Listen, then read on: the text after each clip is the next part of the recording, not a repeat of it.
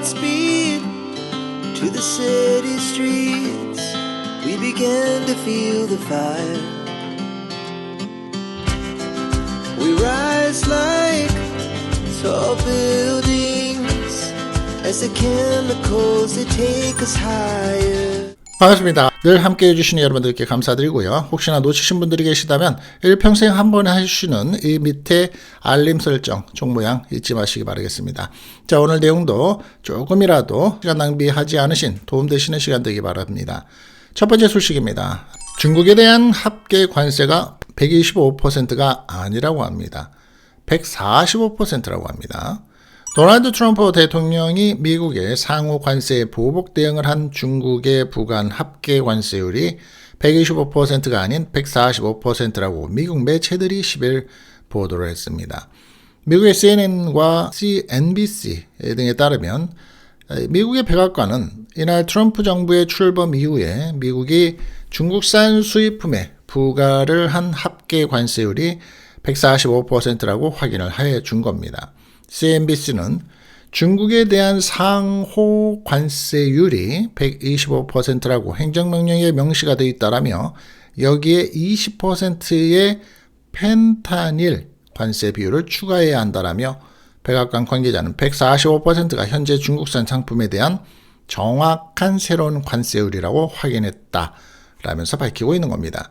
백악관이 이날 공개한 트럼프 대통령의 무역 파트너의 보복과 지지를 반영하기 위한 상호 관세율 수정이라는 제목의 행정명령에 따르면 기존의 대중 상호 관세율 84%를 삭제하고 이를 125%로 대체한다라는 내용이 명시되어 있다고 합니다. 여기에 앞서서 트럼프 대통령은 지난 2월 미국으로 유입되는 중국산 펜타닐, 즉 이 좀비 마약이라고 하죠. 원료를 문제 삼아서 중국에 20%, 즉 10% 플러스 10%의 관세를 부과한 겁니다. 자, 이에 따라서 트럼프 대통령 정부 출범 이후에 중국에 부과된 합계 관세율이 모두 145%가 된다는 겁니다. 트럼프 대통령은 이러한 최종 관세가 미국의 동부 시간으로서 10일 오전 0시 1분부터 부과한다는 시점도 명시를 했고요. 아울러서 중국을 제외한 다른 나라에 대한 상호 관세 어떻게 됐죠? 좀 유예가 됐습니다. 10일 오전 0시 1분을 기점으로 90일 동안 유예한다는 내용도 포함이 돼 있습니다. 이것도 상식적으로 좀 알아두시면 어떨까 하고 제가 추천드립니다. 한국인들의 일본 관광이 아주 엄청났죠. 지난 몇 달 동안. 근 한 1, 2년 동안 그랬습니다. 왜냐? 엔화 문제였습니다. 엔화가 사실 낮았기 때문에 일본 관광에 대한 계획과 수요가 갑자기 감소를 하고 있다고 합니다. 왜냐? 엔화가 1,000원대를 돌파하면서 1대1이 넘어서는 거죠. 일본 여행의 수요가 감소를 하고 있는 겁니다. 10일 한국의 교원 투어에 따르면 올해의 5월 초 황금 연휴 5월 초에도 황금 연휴가 있죠. 한국은 5월 1일서부터 6일 사이입니다. 출발 기준 일본 여행의 예약량은 전년 대비 45% 감소한 것으로 나타났습니다. 많이 감소하는 거죠. 전체 비중은 전년 대비 3.8%가 감소를 했고요.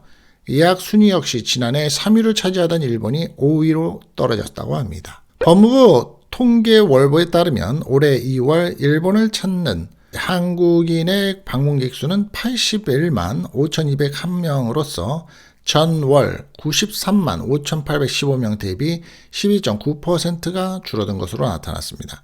지난 2년간 엔화가 850원에서 910원대로 약세를 보이며 일본 여행시장은 그야말로 대호황기였습니다. 작년에 일본을 방문한 한국인 관광객 수는 882만 명으로서 역대 최대치를 기록하기도 했고요. 그런데 엔화 환율이 1,000원대를 넘기면서 상황이 완전히 달라지고 있는 겁니다. 지난 4일 엔화의 환율이 1,000원대를 돌파함과 동시에 일본의 왕복 항공권은 가격이 2배나 올랐다고 합니다. 네이버 항공은 4월 18일 출발 20일 복귀 2박 3일 왕복 항공권 기준 인천에서부터 오사카는 36만 6,400원, 인천에서 도쿄는 39만 2,200원부터 시작을 했다고 합니다. 이것은 최근에 2주간 검색한 최저가 평균보다도 각각 58%, 44% 높은 가격이라고 합니다. 뿐만 아니라 일본의 관광지들이 또 문제죠, 지금. 왜? 너무 많은 관광객들이 일본에 들어오면서 오버 투어리즘, 즉 과잉 관광에 따른 지역 피해를 줄이고자 뭘 부과하나요? 숙박세, 관광지 입장료를 대폭 인상을 하고 있습니다. 이에 여행객들의 부담이 더욱 커지자 다른 곳으로 발길을 돌리고 있는 거죠. 다른 곳이 어딘가요? 중국입니다. 전문가들은 엔저 현상으로 숙박, 쇼핑, 관광 등 경비 부담을 줄일 수 있었으나 환율이 오른 만큼 당분간 일본 여행 수요가 떨어질 것으로 내다보고 있다고 합니다. 자, 여러분들 집에 이런 거 하나 가지고 계십니까? 그리고 이 마켓에 가면 계산대에서 한국 사람들을 참 많이 볼 수 있습니다. 그리고 서울에서는 젊은이들이 참 많이 들고 있는 이 가방. 사실은 어떻게 보면 하나의 이 쇼핑백이죠. 미국에서 난리난 이 가방 또 품절이 됐습니다. 아주 대란인데 새벽 5시 30분부터 오픈런을 하고 있습니다. 막상 가면 큰 가방은 많습니다. 근데 이 조그만 가방이 문제입니다. 조그만 가방. 사실 노트 하나 들어갈 수 있는 가방. 미국 전역에서 560개의 매장을 운영하고 있는 식료품 체인 트레이더스 조. 이 트레이더 조가 재출시를 했는데요. 가방을 사기 위해서 새벽부터 오픈런 행렬이 이어지고 있습니다. 9일 USA Today, CBS 뉴스 등 현지 매체에 따르면 트레이더 조는 이달 초 전국 매장에 미니 캔버스 토트백을 출시했습니다. 부활절 시즌을 맞아서 파랑, 분홍, 보라, 초록 4가지 파스텔 색상으로 출시를 했으며 가격은 $2.99, 한국 돈으로는 4,300원입니다. 한정판으로 출시가 된 이 토트백은 봄 시즌을 맞아서 전국 매장에서 진열과 동시에 불티나게 팔리고 있습니다. 트레이더 조의 에코백이라는 일회용품 사용을 줄이기 위해서 여러 번 사용할 수 있도록 제작된 가방을 우리는 에코백이라고 합니다. ECO, 이코백 이렇게 얘기를 하기도 하죠. 단순한 장바구니를 넘어서 미국에서만 살 수 있는 기념품으로 인기를 끌고 있죠. 그래서 미국에 한번 갔다 오시는 분들은 한국에 꼭 사오는 품목 중에 하나입니다. 요새 그게. 특히 도시 이름이 적혔거나 특정 매장에서 판매되는 한정판, 미니 사이즈의 변형 상품 등은 구매하려면 경쟁이 치열하다고 합니다. 미니 캔버스의 토트백은 간단한 쇼핑을 하거나 도시락, 책 등을 들고 다니기 적합한 크기인데 판매가 시작된 날 틱톡과 X 등 소셜미디어 플랫폼에서 입소문을 타면서 매장 앞에서 이 가방을 사기 위해서 줄을 서는 사람들이 사진과 영상이 잇따라 올라오고 있는 겁니다. 새벽 5시 30분부터 오픈런을 하기 위해서 매장을 찾은 사람들도 있고 일부 매장은 판매 시작 몇 시간 만에 상품이 모두 매진되기도 한다고 합니다. 이베이 등 온라인 마켓에서는 해당 가방에 프리미엄이 붙어서 4개 세트에 $200. 아까 하나에 얼마라고 그랬나요? $2.99, 299. 그런데 4개 세트면 10불도 안 되는데 물론 플러스 텍스 하면 10불 선이죠. $200. 몇 배인가요 그게? 거래가 되기도 한 것으로 알려집니다. 개당 $280. 하나로는 40만원에 최대 $500. 약 72만원까지 올라가기도 했다. 라고 현지 언론은 전하고 있습니다. 심지어는 분홍색 미니 캔버스 토트백은 한 개를 $999.99. 한국말로는 끝수 정책이라고 합니다. 끝수 정책. 끝에다가 9를 넣어놓으면 비싸지 않은 수치가 넘어가지 않으니까 반올림이 안 된 상태가 되니까 싸게 느껴지는 거죠. 146만원으로 판매 등록한 사람도 있다고 합니다. 자, 세상에 먹을 걸 가지고 먹거리를 가지고 먹거리의 재료를 가지고 장난질 치는 사람이 제일 지저분한 사람이라고 얘기합니다. 생비둘기를 가서 잡아왔습니다. 그리고는 오리고기라고 둔갑시켜서 판매해온 업자가 있는데요. 스페인에서 마드리드의 한 중식당이 비둘기를 잡아와서 오리고기로 둔갑시켜 판매를 하다가 현지 경찰에 적발이 됐는데요. 영국의 매체 텔레그래프는 9일 스페인의 마드리드 경찰이 식재료를 속여서 판매한 지역 내 중식당을 찾아냈다고 전합니다. 보도에 따르면 현지 경찰은 지난달 25일 JINGU, 진구라는 이름의 중식당을 급습했습니다. 이 식당 창고에는 바퀴벌레가 득실득실거렸고 털이 뽑힌 비둘기, 정체를 할 수 없는 육류, 거래가 금지된 해산물 등이 난잡하게 보관되어 있었다고 합니다. 경찰은 식당 측에서 길거리 비둘기를 잡아서, 그것도 산비둘기를 잡은 게 아니라 길거리 비둘기를 잡아서 손질을 한 뒤 이를 오리고기라고 속여 판 것으로 보고 있습니다. 스페인에서 비둘기 사육은 합법이나 해당 식당은 관련 서류를 전혀 구비하지 않은 것으로 조사가 됐습니다. 민원을 받고 단속을 나선 경찰은 식당 주인을 야생동물보호법 위반 혐의로 체포했습니다. 이어서 위생당국과 협조해서 중식당을 폐쇄하도록 조처를 했다고 합니다.